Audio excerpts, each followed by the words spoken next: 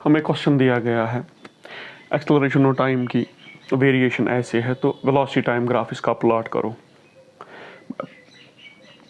बड़ा beautiful question है। तो हम देखेंगे इस ग्राफ से हमें पहले क्या इंफॉर्मेशन मिलेगी, उसी के अकॉर्डिंग हम वेलोसिटी टाइम ग्राफ प्लॉट करेंगे।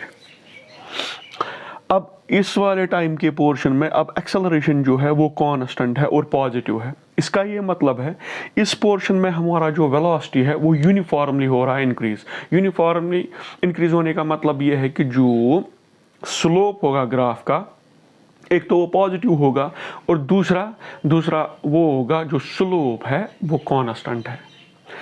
अब इस केस में ड्यूरिंग दिस टाइम यहाँ पे जो एक्सेलरेशन का वैल्यू है वो जीरो है। अगर एक्सेलरेशन का वैल्यू जीरो है तो जो वेलोसिटी है वो कांस्टेंट रहनी चाहिए। अब इस वाले टाइम के पोर्शन में अब फिर से जो एक्सेलरेशन है वो कांस्टेंट है। अब एक्सेलरेशन अगर कांस्टेंट है इसका ये मतलब है जो वेलोसिटी है वो चेंज हो रहा है यूनिफॉर्मली। अब उसका जो स्लोप है वो पॉजिटिव होगा और जो वो वेलोसिटी टाइम ग्राफ है इस वाले का वो किस में क्वाड्रेंट में आ जाएगा, फर्स्ट क्वाड्रेंट में, जहाँ पे वेलोसिटी क्या होगा, पॉजिटिव। तो जब हम प्लॉट करेंगे इसका वेलोसिटी टाइम ग्राफ कुछ ऐसा दिखेगा।